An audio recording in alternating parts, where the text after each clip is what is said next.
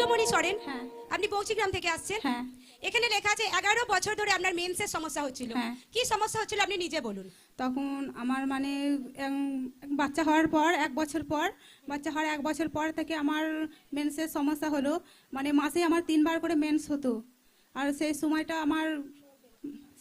আমার প্রচুর মানে পেটে যন্ত্রণা, গায়ে হাতে মানে যন্ত্রণা, মানে সেই সময়টা আমার মানে ভালোই লাগতো না। সেই সময়টা আমার গা পাক দিত, মানে কোনো কিছু খাওয়ারও মানে অরুচি ভাবছিল। আর এইভাবে চলতে থাকে, প্রত্যেক মাসে 3 বার করে আপনার মেন্স হতো। হ্যাঁ। আর প্রচুর পরিমাণে ব্লিডিং হতো। হ্যাঁ, হ্যাঁ। এর কারণে শরীর পুরো দুর্বল হয়ে গিয়েছিল। হ্যাঁ। খাবার দাবারে আপনার রুচি হতো না। না। রুচি হতো না। না। বেশিক্ষণ হাঁটতে পারতেন না। না। হাঁটলে প্রচন্ড পরিমাণে ক্লান্ত হয়ে হ্যাঁ, যেতেন। হ্যাঁ। আর বেশিরভাগ টাইমে আপনি বেডে শুয়ে থাকতেন। হ্যাঁ। এখানে লেখা আছে মাসে যে 3 বার করে মেন্স হতো, মোটামুটি একবার মেন্স হওয়ার পর 5 দিন মতো আপনি ঠিক থাকতেন, হ্যাঁ, হ্যাঁ। ফিরসে আবার মেন্স আবার চালু হয়ে হ্যাঁ। যেত। তো এইভাবে যখন চলতে থাকে, সাথে সাথে আপনার মাথাও ঘুরতে থাকে, কাজবাজ সেই টাইমে না, করতে না। পারতেন না। তো এই জন্য আপনি চিকিৎসা করান। চিকিৎসা কি বলছিলেন তখন আপনাকে? চিকিৎসা করা যায়, তখন প্রথম ওষুধ কিনে খেয়েছি, তারপরে ভালো হয়নি। তারপর আবার যখন হাসপাতালে দেখাই, তখন ডাক্তারবাবু বলে যে ওষুধ খেয়েই যাও, সেরকম বলে। চিকিৎসক আপনাকে বলেন যে মেডিসিন খেয়ে খেয়েই যাওয়ার যেতে কথা। হবে, হ্যাঁ। কিন্তু এখানে লেখা আছে 2 বছর ধরে আপনি লাগাতার মেডিসিন হ্যাঁ, হ্যাঁ, খেয়েছেন, হ্যাঁ। কিন্তু কোনো রকম কোনো পরিবর্তন হয়নি। না, না। আপনার প্রবলেম দিন প্রতিদিন বাড়তেই হ্যাঁ, থাকে, হ্যাঁ, শরীর দিন প্রতিদিন দুর্বল হতেই হ্যাঁ, থাকে। হ্যাঁ।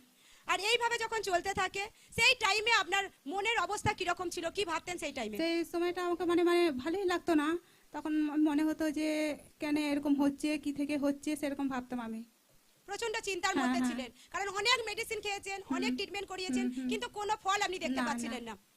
তো একটা টাইমে যখন প্রার্থনার কথা আপনি জানতে পারেন, আপনি নিয়মিত প্রার্থনায় আসতে থাকেন, হ্যাঁ। ঈশ্বরের বাক্যকে শুনতে থাকেন, সাক্ষ্যকে দেখতে থাকেন, আর জীবিত ঈশ্বরের প্রতি বিশ্বাসে ভরসায় আপনি বাড়তে থাকেন। এইভাবে যখন আপনি লাগাতার প্রার্থনাতে আসতে থাকেন, ঈশ্বরের দাস দ্বারা ফায়ার প্রার্থনাকে নিজের জীবনে রিসিভ করতে থাকেন, হ্যাঁ। এবং আপনি তারপরে নির্ণয় নেন যে আমার বাপ্তিস্ম নেওয়া দরকার আছে। হ্যাঁ। কারণ ঈশ্বরের দাস হামেশা ঘোষণা করতেন যে আমরা যদি বিশ্বাস করছি যে প্রভুই জীবিত ঈশ্বর আছে, প্রভুই উদ্ধারকর্তা আছে, তো আর নিজের জীবনে প্রভুকে উদ্ধারকর্তা রূপে স্বীকার করা দরকার আছে। তারপরে আপনি বাপ্তিস্ম নেন, হ্যাঁ। তারপরে কি পরিবর্তন হয় বলুন? তারপর থেকে মানে মেন্সের সমস্যাটা আর নেই। জোরসে মহিমাকে করে জীবিত ঈশ্বরের নামে। Hallelujah, hallelujah, hallelujah, hallelujah. সকলে ধ্যান সহকারে শুনবো। আর মাসে 3 বার করে মেন্স হতো, 5 দিন মতো ভালো থাকতেন, ইনি ফিরসে মেন্স চালু হয়ে যেত। তো এইভাবে যখন চলতে থাকে, এর কারণে ইনার পেটে, ইনার কোমরেতে প্রচন্ড পরিমাণে ইনার যন্ত্রণা হতো, ইনার হাত পা পুরো টোটাল শরীরে ইনার প্রচন্ড পরিমাণে যন্ত্রণা হতো।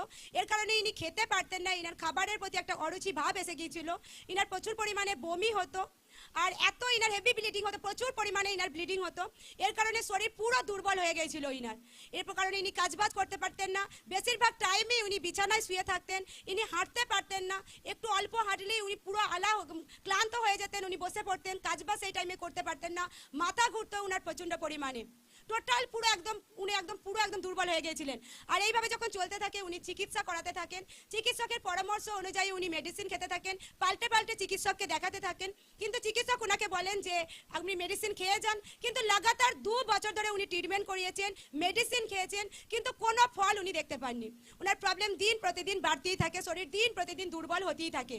তো এইভাবে যখন চলতে থাকে, উনি মনের দিক থেকে পুরো ভেঙে পড়েছিলেন, প্রচন্ড নিরাশার মধ্যে, চিন্তার মধ্যে উনি লাইফকে কাটাচ্ছিলেন যে কিভাবে আমি সুস্থ হব, কারণ উনি অনেক মেডিসিন খেয়েছেন, অনেক ট্রিটমেন্ট করিয়েছেন, কিন্তু কিছু হাল হয়নি। তো প্রচন্ড পরিমাণে নিরাশার মধ্যে উনি লাইফকে কাটাচ্ছিলেন। তো যখন উনি প্রার্থনার কথা জানতে পারেন, উনি প্রার্থনায় আসতে থাকেন, ঈশ্বরের বাক্যকে শুনতে থাকেন, সাক্ষ্যকে দেখতে থাকেন, আর জীবিত ঈশ্বরের প্রতি বিশ্বাসে ভরসায় বাড়তে থাকেন। ঈশ্বরের দাস যখন হরেক রোগে দুষ্টাত্মার জন্য পায়ের প্রার্থনাকে করতেন, সেই সামর্থ্য পায়ের প্রার্থনাকে পুরো বিশ্বাসের সহিত নিজের জীবনে গ্রহণ করতে থাকেন। তারপরে উনি নির্ণয় নেন যে আমাকে বাপ্তিস্ম নেওয়া দরকার আছে। তো উনি বাপ্তিস্মকে নেন। যে মুহূর্তে বাপ্তিস্ম নেন, 11 বছরের মেন্সের প্রবলেম থেকে উনি সম্পূর্ণ ফ্রি হয়ে যান, সম্পূর্ণ সুস্থ হয়ে যান।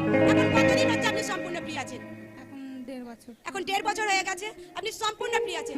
এখন নরমাল রীতিতে আপনার মেন্স হয়, প্রত্যেক মাসে যেমন একবার করে সেরকম হয়, আর এখন হেভি ব্লিডিং হয় না, শরীর দুর্বল লাগে না, কাজবাজ করতে পারছেন, খাবার দাবার সবকিছু ঠিক আছে, কোনো প্রবলেম নেই, কোনো মেডিসিন খেতে হচ্ছে না, কোনো ট্রিটমেন্ট করাতে হচ্ছে না, সম্পূর্ণ ফ্রি আছেন। জোরসে হাতে উঠে জীবিত ঈশ্বরের মহিমা, হালেলুয়া, হালেলুয়া, হালেলুয়া, হালেলুয়া, জোরসে জোরসে জোরসে মহিমা। 11 বছরের প্রবলেম থেকে জীবিত ঈশ্বর আপনাকে ফ্রি করেছে, যার কারণে আপনার শরীর পুরো থকে গিয়েছিল, পুরো দুর্বল হয়ে গিয়েছিল, পুরো চিন্তার মধ্যে আপনি লাইফকে কাটাচ্ছিলেন। প্রার্থনায় আসেন, জীবিত ঈশ্বর আপনাকে একটা নতুন জীবনকে দেন। এই আশীর্বাদের জন্য আপনি কি বলতে চান? আমি বলতে চাই লোকদেরকে যে আমি যেমন সুস্থ হয়েছি, বিশ্বাস করেছি, বিশ্বাস করে প্রার্থনা করেছি, তেমনি তোমরাও প্রার্থনা করো, তোমরাও সুস্থ পাবে। কারণ প্রভু জীবিত ঈশ্বর, প্রভু উদ্ধারকর্তা। জোর সে মহিমাকে করি তালি সহিত। জোর সে বড় সাথে জন্য 11 বছরের মেন্সের প্রবলেম থেকে জীবিত ঈশ্বর ওনাকে কমপ্লিট সুস্থ করেছেন, কমপ্লিটলি